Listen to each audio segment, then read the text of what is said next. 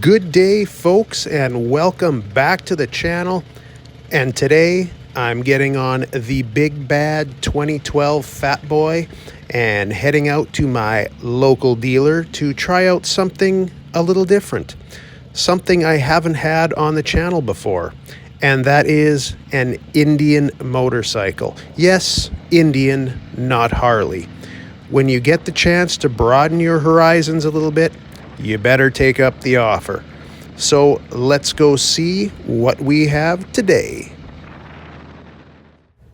Well, here we are at my local dealership, Prairie Harley Davidson, located just outside of Regina, Saskatchewan, Canada, and this is the 2020 Indian Challenger.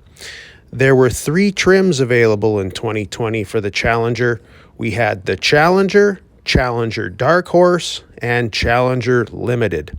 And this model comes in titanium metallic.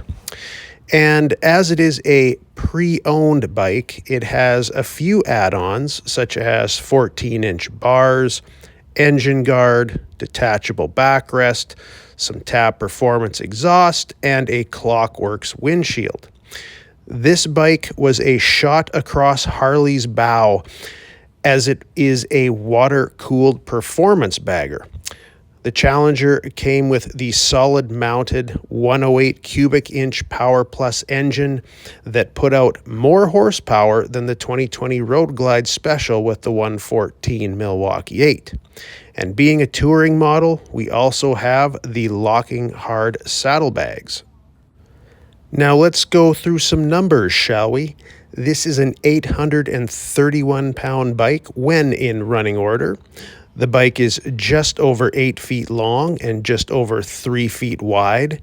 The Challenger has a ground clearance of 5.4 inches and a seat height of 26.5 inches, a 6-speed transmission, and a 6-gallon fuel tank. It has a rake of 25 degrees and a wheelbase of 65.7 inches. Now, I'm not going to lie to you good folks out there and say that I know a lot about Indian motorcycles, but it does not take a lot of knowledge to just look at this bike and see that it was a specific rival to Harley's Road Glide. And I've been on a couple of Road Glides, so if I can make any comparisons, I will. But I'm excited to get on this thing, so let's get going. So as I get going on this thing, like I said before, I am no expert on Indian motorcycles. The one thing I do know for sure is the history of comparisons between Indian and Harley Davidson. There has always been the argument which one is better. Both are American-made motorcycles with a long history. Indian states it began in 1901, while Harley says they were started in 1903. The only real edge for Harley is that it has been in production since its inception. Without getting into specifics, Indian went out of business in 1953, only to be brought back by Polaris in 2011. As far as which is better, well, that's a matter of opinion. But let's get into this bike, and let's start with the engine. This is Indian's 108 cubic inch Power Plus engine. It is a 60-degree liquid-cooled V-twin, and I believe this is also a solid-mounted engine. Because of that, there is a serious lack of vibration when stopped, unlike the Road Glide's rubber-mounted engine. Also, the engine, transmission, and primary are put together much more like a Harley Sportster, rather than having the transmission and primary being separate like on the Harley Big Twins. And this engine puts out 122 horsepower and 128 foot-pounds of torque. Compare that to the 2025 Road Glide's current 117 cubic inch Milwaukee 8, that puts out about the same torque at 129, but less horsepower at 105. That's 17 less horses for 9 more cubic inches of displacement. And before the backyard mechanics jump down my throat, I'm just pointing out facts. I'm not saying one is better than the other, but this engine is very capable, very smooth and powerful. In my opinion, every bit as good as the Road Glide. The Challenger has the dual exhaust exiting either side of the bike. This bike has Tab Performance slip-ons, so I couldn't say what the stock exhaust would sound like, but I'm going to bet it sounds somewhat like stock Harley exhaust would, quiet and not all that good. But I like these slip-ons. The only thing I notice with them is that they seem to make a knocking sound at about 2,500 RPM. Other than that, they sound pretty good, and I don't think video will give them justice, but let's have a listen anyway.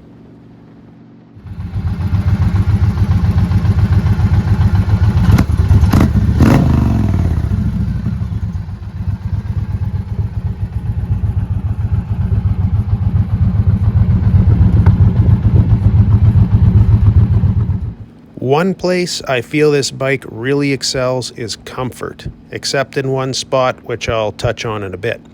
The seating position is nice, and the seat is excellent. If this is the stock seat, very nice job, Indian.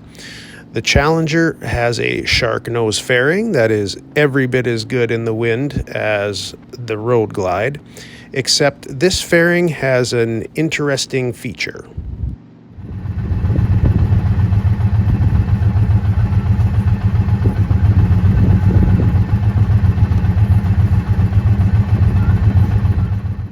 Yes, indeed, folks, we have an electric lifting and lowering windshield. And with the windshield able to lift and lower like that, resolving helmet buffeting is just a touch away. The one thing I did not like comfort-wise was the hand grips. They are terrible.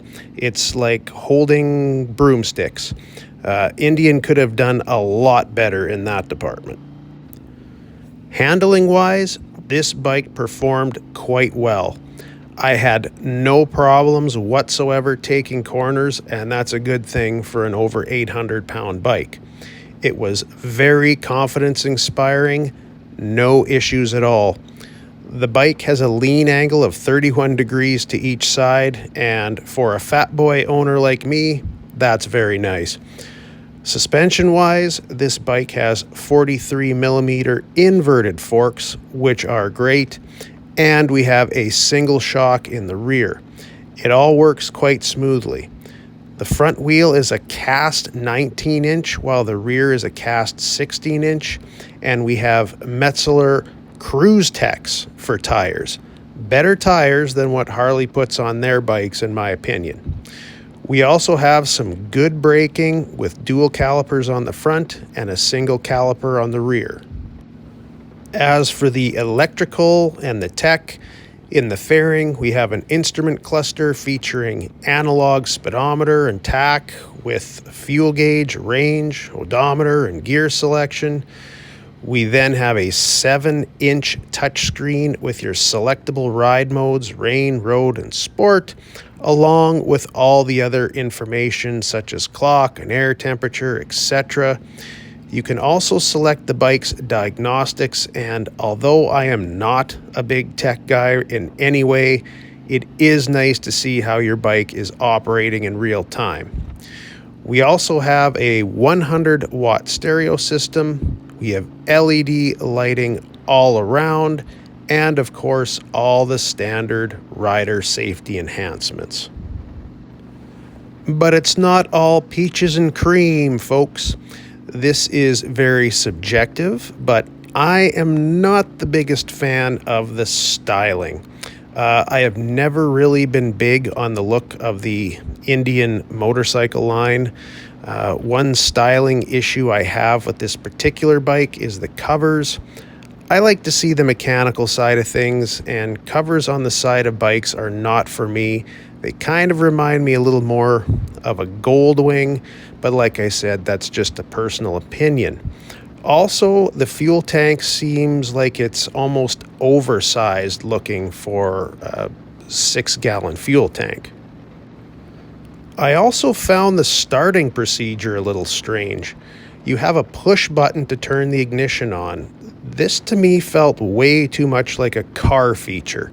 It's a small thing, but I prefer my bike to be as little as a car as possible. Other than that, I also mentioned the terrible grips before. So all in all, being a Harley guy, this might come as a surprise, but I think I maybe prefer the ride of this Indian Challenger over the Harley Road Glide. It has easily enough power, handles well, and feels more comfortable, at least to me anyway. And let's just take that opinion also with a grain of salt. I am in no way a bagger guy and have limited experience on these big touring machines. I'm a cruiser guy, so my opinion on those could mean more. I'm sure that owners of both the Challenger and the Road Glide can point out all sorts of differences or reasons to own one or the other, but both bikes are very capable. But the Challenger did surprise me quite a bit. If you're in the market, check one out. Last but not least, I need to thank the good people out at Prairie Harley Davidson for putting me on this machine. They make my review videos possible, and truth be known, it was actually their idea to have me do one on this Indian motorcycle just for something a little different. They are a locally family-owned and operated and independent dealership. No big power sports company overseeing their decisions. So if you're in the area, check them out. I'll have their contact info in the description below. So thanks to them, and thank you for watching, and I will catch you in the next one.